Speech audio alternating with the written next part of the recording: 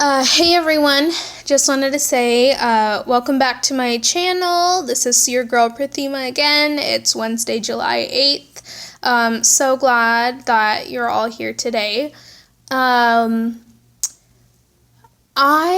always like to start off my day in general, and this video I wanted to start off with a positive thought about poetry. We're all in quarantine right now. Like I mentioned in my last video, we're all desperate. Whenever I'm talking to my friends or whoever I'm coming across, the thing that I notice is we're all so desperate for human connection right now. And that's something that I've personally struggled with my whole life. Not in the sense of creating human connection with others, but really being able to connect to another human being in the authentic level that I wish to and that I want to. So today I wanted to share two poems with you. I know I said I'm going to do one poem a day is what I had originally planned, but then I was like, we need more poetry right now. So I'm going to be doing two, if that's okay. And the way that I'm going to do this, I'm going to jump right into it, so it's not just like me talking the whole time. But after I recite the poem, and these are all poems that I have written, these are ones from my collection. The theme for these two poems that I'm going to do today is like a godly theme. God, a little bit, is a little bit of theme in that, and love. So without further ado, let me jump right into the poem. So the first poem that I have, and I don't usually title my poems, so this one doesn't have a title. So here it goes. Lovers are more fickle than gods. In Hindu mythology, gods appear in front of those devout humans when they utter their names.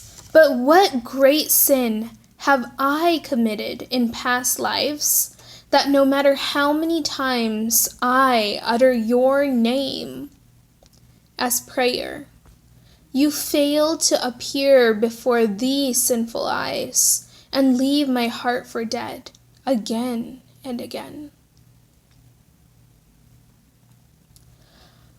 Whew, okay, that was the first poem done. And let me jump into my second poem, and then we'll go back and kind of discuss, and I'll tell you my thought process behind what went on in my mind when I was writing this. What was I thinking about, sort of situation. Poem number 2. Oh God, you who have given me this nearly lustful desire for words and the music they create, have you endowed upon these pen-marked hands? And tell me true, have you carved even the slightest mark of talent and skill in them? Oh, I beg of you to tell. Whew. So those are the two poems for today, and I always think that poetry is such a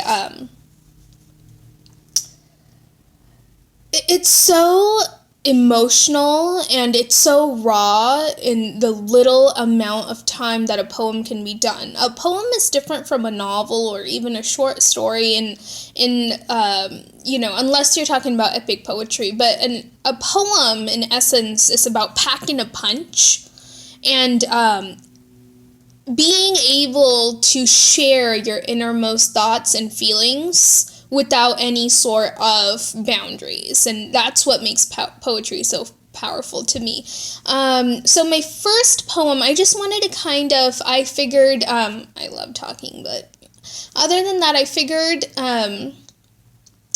let me kind of explain my motivation, my thought process when I'm writing these poems.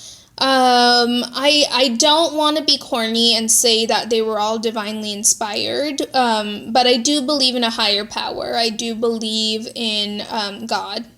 And um, a lot of my poems have the theme of God and artistic creativity in relation to God.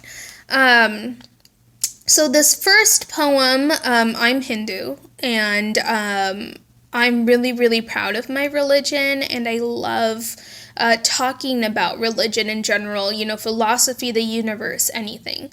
Um, so my first poem was definitely about how in Hindu mythology, gods are pleased, and they can grant you boons if you pray to them, and do a lot of a lot of prayer to them if you're really able to please them, and if you go through some like really, really, if you take some like extreme vows and stuff.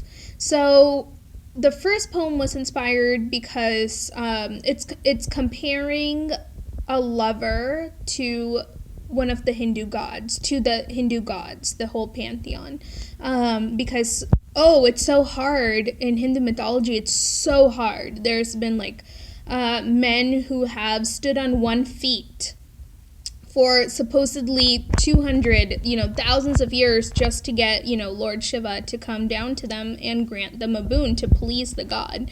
So the fact that a lover here is now are more fickle than the gods in Hindu mythology is like, right? Like, whoa, what do I have to do? Like, do I have to sacrifice my firstborn? I don't know. And so that's kind of the whole theme. Wow, like Hindu gods are so hard to please, but wow, as a lover, you're even harder to,